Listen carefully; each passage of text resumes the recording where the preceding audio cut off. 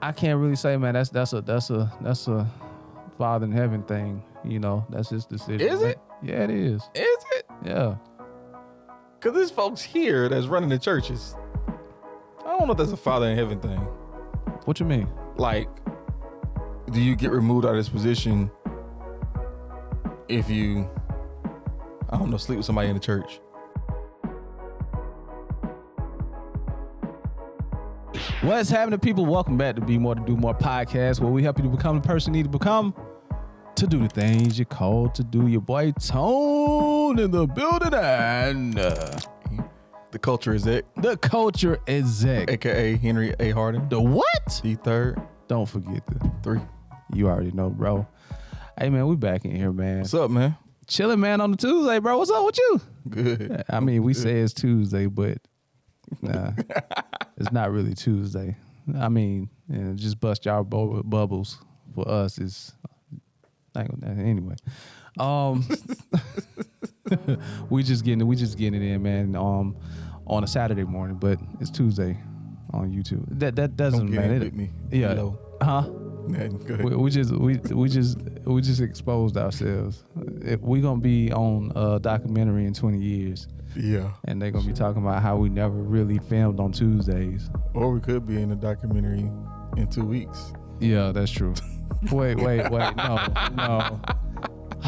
Speaking of, bro, I'm gonna get to it, man. We got a documentary coming. They're coming for 2 years now. So.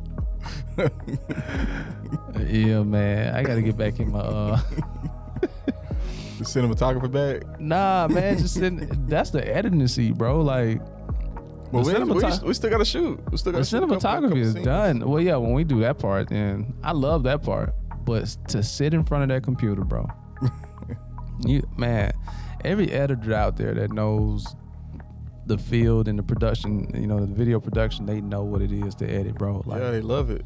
That's why they do it. Yeah, I guess so. So I guess I'm not an editor. Right? Yeah. Don't do it. Yeah. But I can do it. I just shouldn't be doing it. Yeah, shouldn't be. Yeah, makes sense. Appreciate that, bro. Hey, I got you, man. Yeah, hey, man, hey, that's what I'm here for, man. See, this is why leaders need leaders, man. For real. Leaders need leaders, man. That's real. I'm telling you, bro, like, that's leaders real. Need leaders. I was talking to I posted this post, man, by Miles Monroe. He was talking about pastors need pastors. I love Miles Monroe. That's my dude, bro. Yeah. Way ahead of his time. He legit. Yeah. And he was talking about, like, some pastors don't have pastors. And I don't know. I think maybe it's another topic for another day. But it's something I truly believe that leaders need leaders, like, regardless. And my sister Gail, man, she texts me and she's like, I was wondering, like, if y'all was gonna talk about it on the pod, like, just so happy we will talk about this on the pod. Talk about Miles Monroe? No, how pastors and leaders need pastors and leaders. Oh. Like, you got pastors out there with no accountability, no head, you know what I mean? Just out here just preaching and just no accountability. Got 3 wives, He got kids in Texas, maybe my whole family in Texas, you know what I mean? You know what's so crazy about that? What's that? What's so crazy about that is the church members let them get away with it. Yeah. Like, I don't understand that. Like, and don't get me wrong, everybody sins, everybody has the things that they whatever, right? But there's just certain things as a leader in a church, right, that you shouldn't, you know what I'm saying? Like, not even just like it's sin is more. It's just the optics of it. Like, like you got, a wife and you also got a girlfriend, but you like shepherding people. Yeah.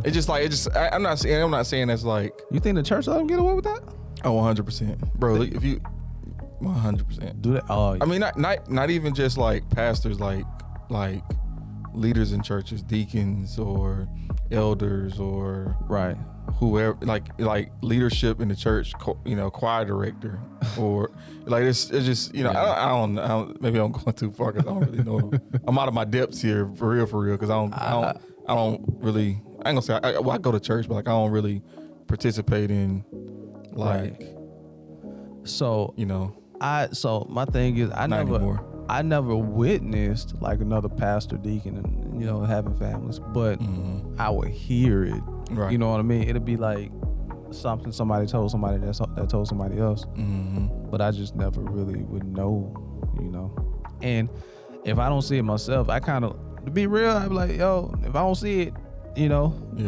Well, you're a minister. What do you think though? Like, what are your thoughts on that? Like, do you feel like there's certain, I mean, am I on the right track on that at least? Are there certain items or scenarios where you probably shouldn't be leading a church if you're doing these things? Yeah, most definitely. I think, yeah, most definitely. So I believe it is. It should be. And what does the Bible say about it though? That's the question. What does the Bible say? Even Moses had to kill one. Man, here's the thing about the Bible, man. And it's not what the Bible say verbatim. Because if we're going on that premises, right, then we should just exclude Jesus Christ and go back to the law and just live word from word. You feel me? I believe that the character of Christ should be exemplified in the church. Would Jesus do that? Will be the question. Would he have multiple women and, you feel me? And that right there is the fruit of your relationship with him. Like, if you have a relationship with Christ, then there will be certain fruits that will be expressed from your personal relationship with Jesus Christ. I think that should be the determining factor of if you should lead a church or not.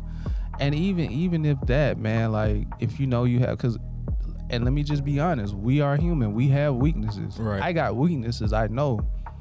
That's when you put accountability in place. Right. So that you can have those people that, hey, what you doing? Tighten up. You feel me? Like, you gotta have some type of accountability. So Atlanta. Yeah, bruh.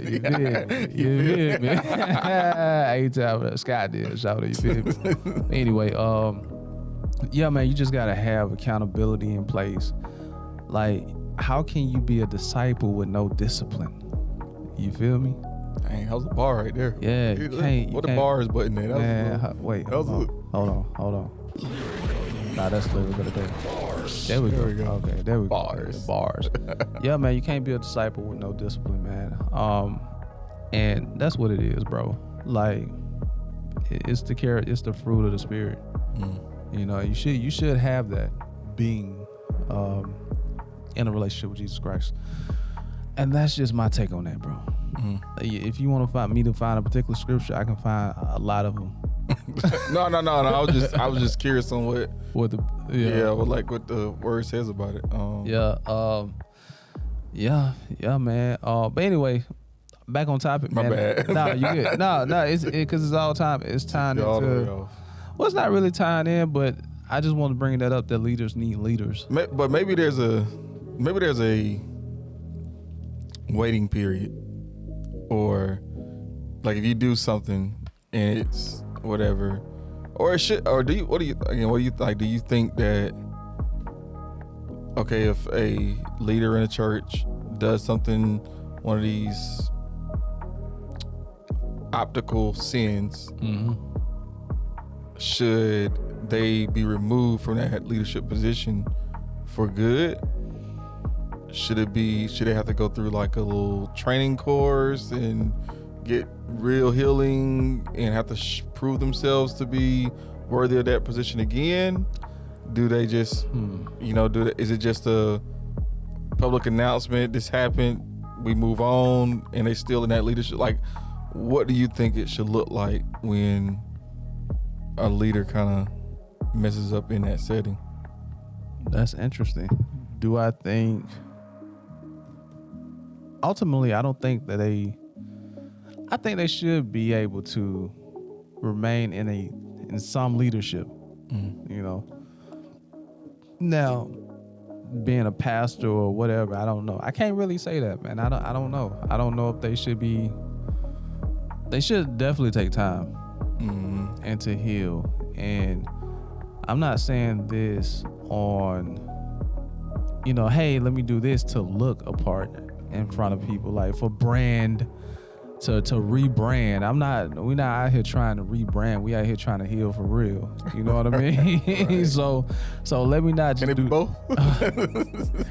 I mean, it should be authentic, but both. I think to this degree, man, the God is so good, bro, because even in your mistakes, he can cover your mistakes, and he can pull from your mistakes, and you can begin a ministry or begin to minister from that mistake or that flaw. You know what I mean? So I don't think if the Lord anointed you, he anointed you. You know what I mean? Mm-hmm. So if a man take you away from it, he may take you away from a degree of leadership, but that doesn't mean you're going to be exited out of, right, of leadership in general, because God can use you in other areas. Right. So I can't really say, man, that's a Father in heaven thing.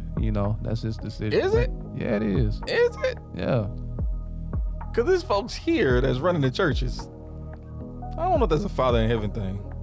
What you mean? Like, do you get removed out of this position if you, I don't know, sleep with somebody in the church? Do you get... Now, okay. We talking about generally? I mean, I'm just saying a leader in the church does something that, like... Okay, first of all, is that leader called to the church from jump? Yeah, they have a leadership position in church. That don't mean they called. Oh, okay, well, either way. But either way, they're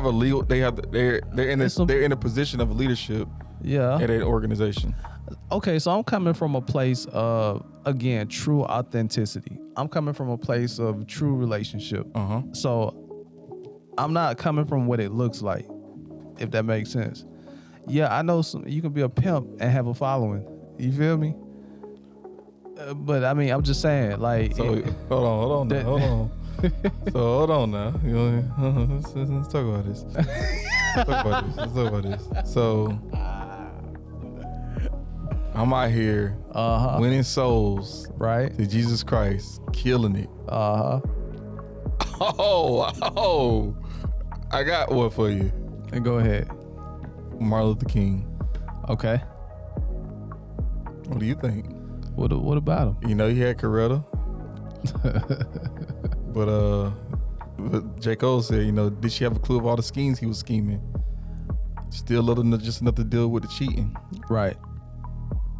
Okay, so it's personal. All right, so this is what I'm saying. This is what I'm saying. Do you still allow him to come into your city and create this change, knowing that he might dabble a little bit with some, so, you know what I'm saying? What is the question though? So is the question, will he still be able to be a pastor? Because he was a pastor, right? Yeah. Was he still a pastor? I don't know. I'm just asking. Should he be? Should he be? I mean, he's gone. I'm not going off top. I'm just curious. Nah, man, let's talk. We here. Curious on the subject. Is he gone? He gone now though. He ain't no pastor, nobody church. I'm just saying though, like, okay, let's say if he was still alive. We can't say that. Man, here you go, man. Because it's God. Okay, piss me off, Anthony. Because here's the thing, man. God do what God do. You feel me? No, I don't feel you. No. Because you saying no. What if? It's not no what if, because God, he's gone. But there's other people now. All right, let's. Who are they? Because I know the name of Martin Luther King. And see what I'm saying here's the point I'm making. Who got caught cheating recently? Here's the point I'm making. Who I hear some drugs that I can name that. The point I'm making is, no, it was wrong, and if he hadn't got caught, he probably wouldn't be in the role of a pastor. Okay. But you can't remove him and what he's done or how the Lord has already used him. He was anointed. You feel me? Right. But what I'm saying is there are people out here that's just starting churches because it's a good business. Who ain't called. You feel me? They may have some charisma, but they ain't called. Yeah. So when I say charisma is a mug, man. Yeah. So when I say certain things, I'm saying like a true, authentic relationship with Jesus Christ, and you fall off, and you know what I mean? Like, dang, like, cause we got an adversary out here. But like, even if you do have a authentic relationship with an anointed, appointed. If I'm a pastor, I ain't gonna say anything. If I'm a pastor, right, and I get caught having in a hotel room with whoever, do I still lead that church? No. You don't? No. Okay. That's what I've been saying. But the point I was making, I said, if you're called anointed, so there's another way. God would use your mistake. Yeah. You see what I'm saying? I'm not saying that. So it may be, that was crazy. So what you're saying is, the end all be all is not the pulpit. Yeah. Or is not. That's exactly what I'm saying. It's not the. And I'm happy we worked this out. That's exactly what I'm saying. It's not the pulpit or it's not the title. It's about where God is pulling you to be, and maybe just especially He didn't want you to be right, or maybe you don't need to be right in that spot because people need to see a good example of what it looks like. You know, right? It's crazy how many people cheat on their spouses. Man, it's wild. I want to talk about that, but I don't know how real y'all want to get with that. I want to talk about that, but I don't know how real y'all want to get with that. But we're gonna leave that for another podcast. I mean, for another podcast, not be more to do more. It's just man. But again, there's an adversary out here, and sometimes we just talk like it's not, and And I think all in all, man, we should be able to lift our leaders up in prayer too. Yeah, 100%. And we so quick to stone them because ultimately we put them on the pedestal. We're looking for them to be Jesus, to be perfect. And when that fall happened, it's really a revelation that he's a man. And sometimes when you have a person on a pedestal, it disappoints you. So like I think it's an opportunity for both parties to learn. But what happened is most people get caught up in bitterness, and they want to have this outlook on church people or religion. But now you just had a person on the pedestal. Right. His whole goal is to shepherd you, to pastor you, foster you into a relationship with Jesus Christ yourself, your own personal savior. He's our own personal savior. He's not here to be your Jesus. The Lord will reveal that real quick. And real talk, I ain't looking to be nobody Jesus, And I don't want to be on nobody pedestal because I know that the enemy come to kill, steal, and destroy. And I need people to keep me lifted up in prayer. You feel me? So yeah, man, it's crazy. Did we talk about? I can't remember where I don't know if I sent it to you or if I sent it to somebody else. But did we talk about like? I don't know. Maybe this is another part. I don't remember, but how pastors don't preach people's they don't preach the whole truth about a person. Did we talk about that? Are you talking? Oh, nah. Did I text you that? I think we talked about that before a podcast. Did we talk? We talked about like Moses and we talked about David. It. Okay. But we didn't talk about it on the podcast. We didn't talk about it on the podcast? I don't think so. Dang. You talking about like the flaws of everybody? Yeah, man. Like, cause that'd be part of the problem is and if we talked about it already, forgive us. We like, hey man, you know what I'm saying? We've been potted for a minute now, so I'm sure we got some new people that haven't heard it either way. But so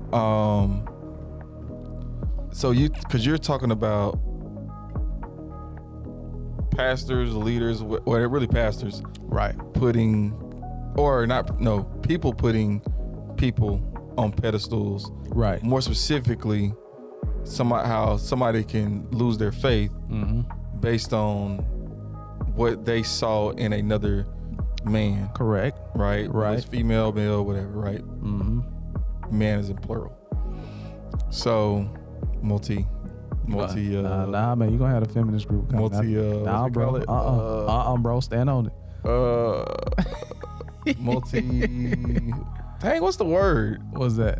Multi-gender. So, yeah. So we're talking about how people put specifically spiritual leaders on a pedestal, and when they fall, right, there's like this, God's not real, Jesus ain't who he is, that's the white man religion, all these different things, right? But like, what happened, I think what fosters into that is that sometimes leaders, spiritual leaders, pastors, they don't always paint the right picture of what it looks like to be a human following Christ. They talk about all the like positive things that this person did, all the greatness that they achieved, all these different things, but they never talk about, like, and when I say never, I'm saying it like 90% of the time. Right. They never talk about the inadequacies of their flesh at the end of the day. Right. Like I know, like there's a you can probably Google it. Each person in the Bible had something wrong with them. Yeah. Like Moses was a murderer. David, bro, was he out of smashing? Was it David smashing or Solomon was smashing? Solomon he was smashing a lot of women, bro. But David was trying to kill Solomon, was it? Nah, man, and I can't remember. David was trying to kill Solomon. I don't remember. Somebody tried to kill somebody though. Was it Solomon was trying to kill somebody? Man, it was David. He was trying to kill somebody, like his homie, man. He put his homie on the front line. That's right. So that he can get his wife. Right. Bro, think about that. So think about that in today's time. And don't get me wrong, like you've heard that, like everybody listening to this, they've heard that before. Yeah. But it's never in the context of every person has good and bad. Yeah. And it's like almost like again, kind of goes back to what you're saying. This pedestal that we put people on. Yeah. And pastors even try to, be that person where I ain't gonna say that they'll say, right, I'm not perfect, I'm whatever, right? But I just think it's important to talk about both sides of the person. If you're giving a story, you have to make sure that it has that duality of yes, this person did this great thing, David killed Goliath, but also, and it may not be relevant. You got to figure out. And I think that's just a responsibility that as a spiritual leader that you have to kind of figure out how to tie that in, man, to make people feel less likely to put you right as the person that's delivering his word right on a pedestal, and you're a perfect person, and even though you may say you're not, man, I don't know. That's what do I know? No, that's I'm not a minister.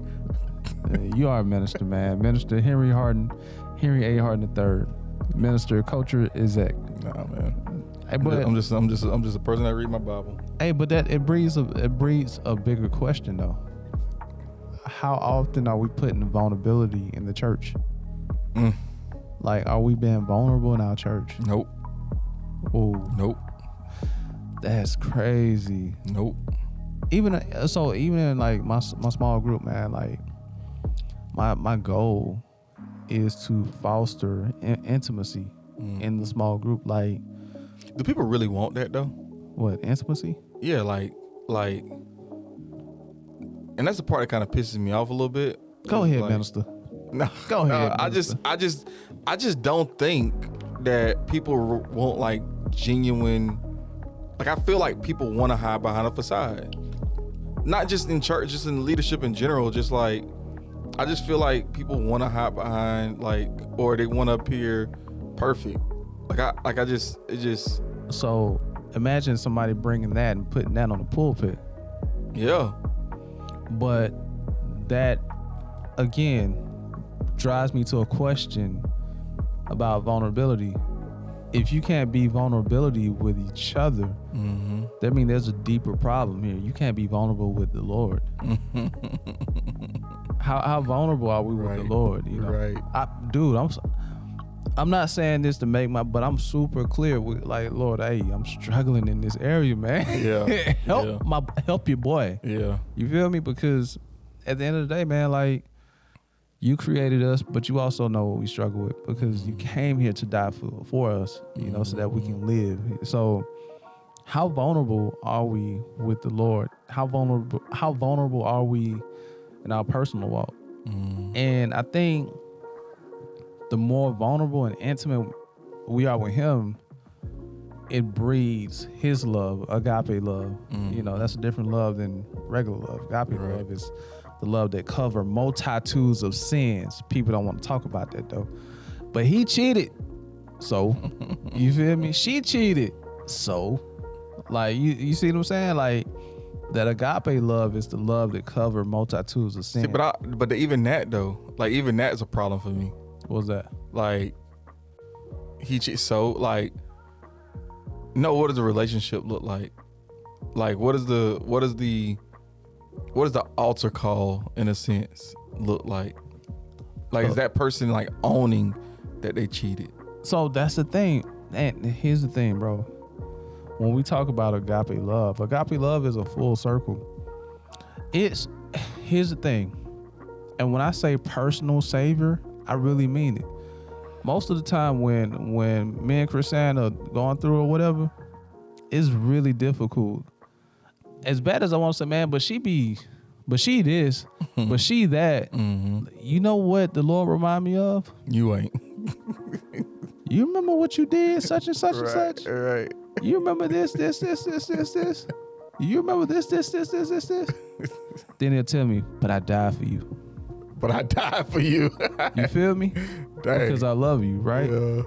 And that in itself, Dang. you feel me? Like, dang, like, and in my mind, I'm like, Lord, if she cheat though, bro, I don't. It's over with, what? Over with. Yeah, how many idols you had in your life? Nah, man, we ain't going there. Look, nah, I'm just playing. How many items you had? Idols. Yeah, that's adultery, you know, in biblical terms. Huh? Idols. When you put other idols, other gods before God.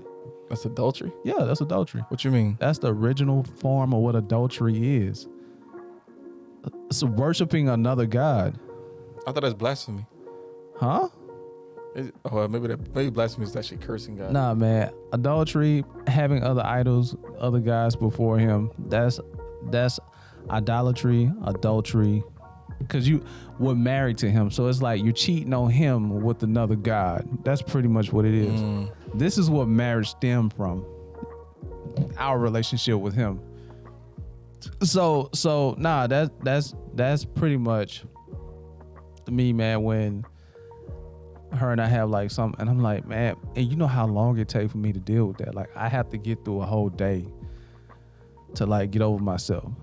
You know, so to come back to your point, you know, not the, oh, he cheated, she cheated. So like, it's not, okay.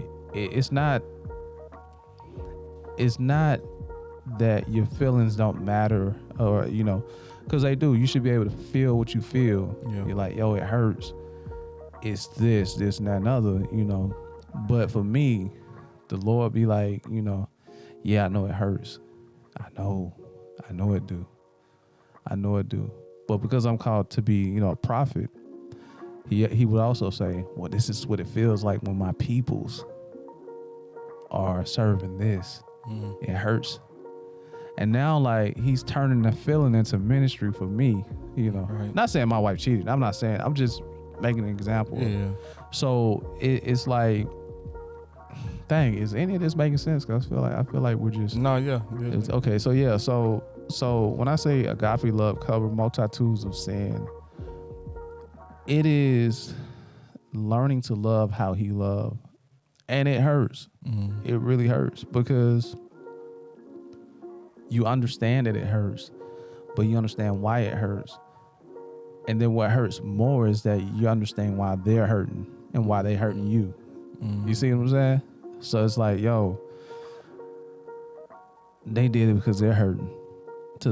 whether it's insecurity, whether it's a lack of communication, whether it's they don't feel they're heard, you know. But in our mind, hey, ain't no excuses. No excuses. So that's our thing, man. That's our problem. We don't allow for people to be human and to be intimate and to be vulnerable, right. Because how we feel is how we feel. Right. It hurts. So they don't have the privilege to hurt because I'm hurt. But they've been hurt this whole time, you know, and we just haven't been vulnerable enough to express that with one another. So hope I tied that in. So you do feel like people want to be vulnerable in church? I feel like they do. I just feel like we haven't created an atmosphere. Yeah, it's not a safe space. Yeah, we haven't created an atmosphere for that. You know, how do we talk to someone who just got off drugs without looking at them funny? But forget somebody who just came off drugs, right? Like, it's the person you know that you see every Sunday, and if they came in and they were like, hey, you know, I'm really struggling with this, how many people would like come to that person and not like judge them? Right. You know? Right. Like, or in the back of their head is like, and I don't know if that's even possible. Like, cause I don't know about you, but like, I'm like in the back of my head, I'm always thinking like, and I don't know if it's because it's how I'm wired or whatever. Like, dang, okay, all right. I'm not gonna judge them for it, or I'm not gonna like, right. Like, I'm not gonna treat them any different, right. But maybe it's like a safety piece where it's just like, okay, this person could always, you know, we'll go back. Yeah, like, all right, let me make sure I don't leave my keys hanging around. It's a possibility, man. They might walk away with them one day, and they might relapse, you know. But we people though, man. Yeah. But more so, we're spirit. We're spirit walking in us. You don't think we feel that? You gotta say it. Yeah. You know. But the thing is, too, man, is that I think so. You shouldn't feel that. I'm not saying you shouldn't feel. You feel like you can feel how you feel. No, I'm saying, but what's the best way though? The best way to feel? Yeah. I think this is where it comes down. I keep going back to personal relationship with Jesus Christ. What is he saying to you about this person? You know what I mean? Because ultimately he created them too. Yeah, but how you know it's Jesus talking to you versus you're like all these, you know, strongholds and walls you kind of put up just because you don't want to be hurt again? Yeah, because what he said is gonna hurt. What you mean? It's gonna hurt. What Jesus said is gonna hurt. You gonna know it's him. And like, yo, what I just say, if me and my wife get into it, and I'm like, yo, but she this, I feel she this. The Lord be like, yeah, I understand. You remember this. You remember that. You remember what you did here. That's how I felt. But I still gave you love and I still died for you or whatever. So the thing is, if you can't feel for a person, maybe it's possibly that you can't feel for yourself. Maybe it's possible that, I don't know if I told you, I said this on the podcast, that I went in, I was in therapy and I didn't realize that my emotional intelligence wasn't as high as I thought it was. Because sometimes I don't understand how I feel when I get angry. And now I'm learning to process that. Like, oh, I felt disrespected. Why did I feel disrespected? It was a trigger from when I used to. Oh, they must be going through this. Now I know how to minister to them, you know, from a place of love, because I can identify with them now. Yeah, I need to go to therapy. Hey man, we don't go this deep in church, man. We try to cover it up with band-aids when it needs stitches, and but ultimately because we don't know how to ourselves. You feel me? So let's talk about it. I mean, we here. It's a 2-part thing, clearly. Yeah. So let's we spent the first half of, or the first episode, part 1, Yeah. Of this kind of really exploring that. What are we talking about exactly? What is this? I don't even. I don't know. You tell me. I forgot. Know, man. Vulnerability in church, man. Vulnerability in church. Be more, do more. Turn into a church podcast. This is our third or fourth topic talking about church, bro. Is it? Yeah, bro. Mm. Yeah. Maybe it need to be talked about. Yeah. Hey, man. But again, still, it's first of all, with my camera. That's me right here. That's you. That's me. Yeah. This is a leadership podcast, boy. Throw that out there, right? Let me make sure you understand that, right? But we do have a spiritual or belief twist to it, so it's gonna go here sometimes. So Facts. Either you like it or you don't. Facts. I don't care. So, I mean, I kind of care, but I really don't care, but I kind of care. I don't know if that makes sense, but yeah. So you want to get? Sometimes I communicate things harshly, and I don't mean it that way. Nah, man, I understand you. To know me, to love me, bro. I'm working on it. Hey, man. My communication. Yeah. I love it, man. So you want to start that up on the next pod? Get into it? Because I ain't gonna lie, I probably forget, but it's all good. We can talk about it in the next pod. Sure. Cool. Well, I hope any of this made sense. I'm pretty sure it did, because it wasn't me for sure. But if you are, if you got anything out of what we saying, make sure y'all hit the like button, hit the subscribe button. Write it down. Write down every, if something hits you, write it down. If you ain't got nothing, write it in. Put it in the What Am I Doing Right leadership journal. Yeah. It's right here. Put it in that journal. Make sure y'all go get that on Amazon. What Am I Doing Right? WRITE. Be sure to, again, like, share, subscribe, hit the bell. Hit the bell. Hit the bell, man. Let's get this information out of here. And we are out. We're out. No, all right. Told somebody keep their head up because you concerned about them. Stick and move, we can get it done. Call it unity, it ain't no way around it. Cultivating, we get motivation from the big guy. We don't play about them. Going hard for the game, showing.